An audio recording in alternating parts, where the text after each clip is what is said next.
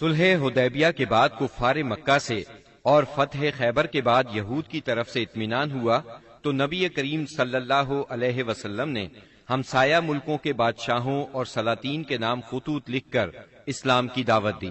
آپ نے روم کے بادشاہ قیصر، مصر کے شاہ مقوقس، شام کے غسانی بادشاہ حارث بن ابی شمر، یمامہ کے حاکم حوزہ اور عمان کے حاکم کے پاس اپنے سفیروں کے ذریعے سے دعوتی خطوط ارسال فرمائے۔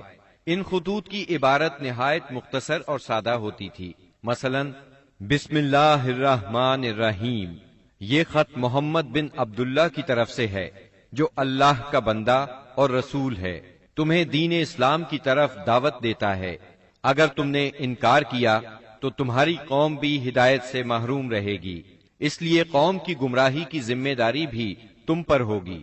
نجاشی کا نام اسہمہ بن ابجر تھا۔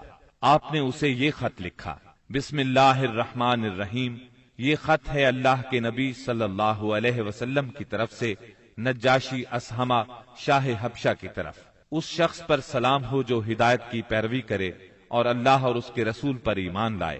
میں شہادت دیتا ہوں کہ اللہ وحدہ لا شریک کے سوا کوئی عبادت کے لائق نہیں، اس نے کسی کو اپنی بیوی بنایا نہ لڑکا، اور میں اس کی بھی شہادت دیتا ہوں کہ محمد اس کا بندہ اور رسول ہے، اور میں تمہیں اسلام کی دعوت دیتا ہوں کیونکہ میں اس کا رسول ہوں، لہذا اسلام لے آؤ، سلامت رہو گے۔ اے اہل کتاب، ایک ایسی بات کی طرف آؤ جو ہمارے اور تمہارے درمیان برابر ہے، وہ یہ کہ ہم اللہ کے سوا کسی اور کی عبادت نہ کریں، اس کے ساتھ کسی کو شریک نہ ٹھہرائیں، اور ہم میں سے بعض کو اللہ کے سوا رب نہ بنائے۔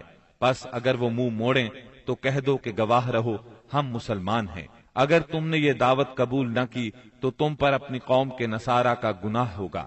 یہ خط آپ نے سیدنا عمرو بن امیہ زمری رضی اللہ عنہ کے ہاتھ 6 ہجری کے اخیر یا 7 ہجری کے شروع میں روانہ کیا۔ نجاشی کو جب یہ خط ملا تو اس نے آنکھوں سے لگایا، تخت سے اتر آیا اور سیدنا جعفر رضی اللہ عنہ کے ہاتھ پر اسلام قبول کر لیا۔ نبی صلی اللہ علیہ وسلم کو اپنی بیعت کے متعلق خط لکھا اور ام المؤمنین ام حبیبہ بنت ابی سفیان رضی اللہ عنہا کی شادی نبی صلی اللہ علیہ وسلم سے کر دی اور انہیں اپنی طرف سے 400 دینار مہر دیا۔ پھر انہیں اور مہاجرین حبشہ کو عمرو بن امیہ زمری کے ساتھ 2 کشتیوں میں روانہ کیا۔ وہ انہیں لے کر اس وقت پہنچے جب خیبر فتح ہو چکا تھا اور آپ ابھی وہیں تھے۔ اس نجاشی نے رجب 9 ہجری میں وفات پائی۔ نبی صلی اللہ علیہ وسلم نے اسی روز ان کی وفات کی اطلاع صحابہ کرام رضی اللہ عنہم کو دی اور ان کی غائبانہ نماز جنازہ پڑھی۔ مقوقس شاہ اسکندریہ اور مصر کے نام آپ نے جو خط لکھا اس کے الفاظ یہ ہیں، بسم اللہ الرحمن الرحیم، اللہ کے بندے اور اس کے رسول محمد صلی اللہ علیہ وسلم کی طرف سے مقوقس سربراہ قبط کی جانب، اس پر سلام جو ہدایت کی پیروی کرے۔ اما بعد، میں تمہیں اسلام کی دعوت دیتا ہوں، اسلام لے آؤ، سلامت رہو گے۔ اسلام لے آؤ، اللہ تمہیں دوہرا اجر دے گا، لیکن اگر تم نے منہ موڑا تو تم پر اہل قبط کا بھی گناہ ہوگا۔ اور اے اہل کتاب، ایسی بات کی طرف آؤ جو ہمارے اور تمہارے درمیان برابر ہے، وہ یہ کہ ہم اللہ کے سوا کسی کی عبادت نہ کریں اور اس کے ساتھ کسی کو شریک نہ ٹھہرائیں، اور ہم میں سے بعض کو اللہ کے سوا رب نہ بنائے۔ پس اگر وہ منہ موڑیں تو کہہ دو تم گواہ رہو کہ ہم مسلمان ہیں۔ یہ خط آپ نے حاتب بن ابی بلتع رضی اللہ عنہ کے ہاتھ بھیجا۔ انہوں نے مقوقس سے گفتگو کی، اسے خط دیا۔ مقوقس نے ان کی عزت افزائی کی اور خط کو ہاتھی دانت کے ڈبے میں رکھ کر اس پر مہر لگائی اور اسے محفوظ کر لیا، اور نبی صلی اللہ علیہ وسلم کو جواب لکھا اور اس میں اقرار کیا کہ ایک نبی باقی رہ گئے ہیں اور میں سمجھتا تھا وہ ملک شام سے نکلیں گے، بس اس نے یہ جواب دیا، مسلمان نہیں ہوا۔ تحفے میں سیدہ ماریہ اور سیدہ سیرین رضی اللہ عنہما 2 لونڈیاں بھیجی۔ ان دونوں کا قبط میں بہت مقام تھا۔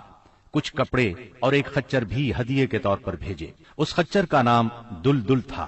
نبی صلی اللہ علیہ وسلم نے ماریہ کو اپنے لیے منتخب فرمایا اور سیرین کو سیدنا حسان بن ثابت رضی اللہ عنہ کے لیے ہبہ کر دیا۔ خچر کو بھی آپ نے اپنی سواری کے لیے پسند فرمایا۔ آپ نے ایک خط شاہ فارس خسرو پرویز کے نام لکھا۔ آپ نے اسے لکھا، بسم اللہ الرحمن الرحیم، محمد رسول اللہ صلی اللہ علیہ وسلم کی طرف سے کسرا والی فارس کی جانب، اس شخص پر سلام جو ہدایت کی پیروی کرے اور اللہ اور اس کے رسول پر ایمان لائے اور گواہی دے کہ اللہ کے سوا کوئی عبادت کے لائق نہیں، وہ تنہا ہے، اس کا کوئی شریک نہیں، اور محمد صلی اللہ علیہ وسلم اس کے بندے اور رسول ہیں۔ میں تمہیں اللہ کی طرف بلاتا ہوں کیونکہ میں تمام انسانوں کی جانب اللہ کا بھیجا ہوا ہوں، تاکہ جو شخص زندہ ہے اسے انجام بد سے ڈرایا جائے اور کافروں پر حق بات ثابت ہو جائے، یعنی حجت تمام ہو جائے۔ پس تم اسلام لے آؤ، سالم رہو گے، اگر اس سے انکار کرو گے تو تم پر مجوس کا گناہ بھی ہوگا۔ یہ خط آپ نے سیدنا عبداللہ بن حذافہ سہمی رضی اللہ عنہ کے ذریعے بھیجا اور انہیں حکم دیا کہ اس کو عظیم بحرین کے حوالے کر دیں، اور سربراہ بحرین اسے کسرا کے حوالے کرے گا۔ جب یہ خط کسرا کے سامنے پڑھا گیا تو اس نے خط کو پھاڑ ڈالا اور کہا، میری رعایا میں سے ایک حقیر غلام اپنا نام مجھ سے پہلے لکھتا ہے۔ رسول اللہ صلی اللہ علیہ وسلم کو اس کی خبر ہوئی تو آپ نے فرمایا، اس نے میرے خط کو پھاڑا، اللہ اس کی بادشاہت کو پارا پارا کرے۔ اور پھر وہی ہوا جو آپ نے فرمایا تھا، چنانچہ اس کے لشکر نے رومیوں کے مقابلے میں بدترین شکست کھائی۔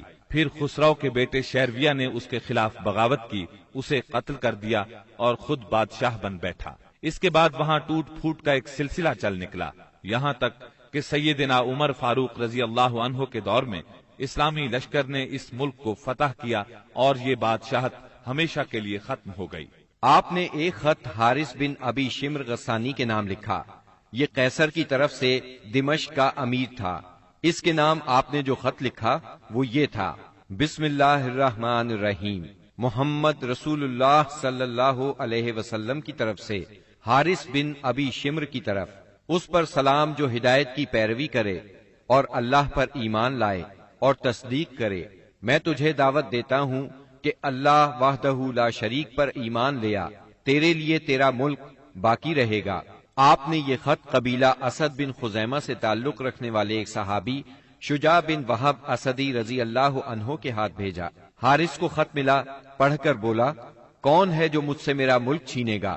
اس کے بعد اس نے مسلمانوں سے جنگ کی تیاری شروع کر دی اور شجاع بن وہب اسدی رضی اللہ عنہ سے کہا، جو کچھ دیکھ رہے ہو اپنے صاحب کو اس کی خبر کر دینا۔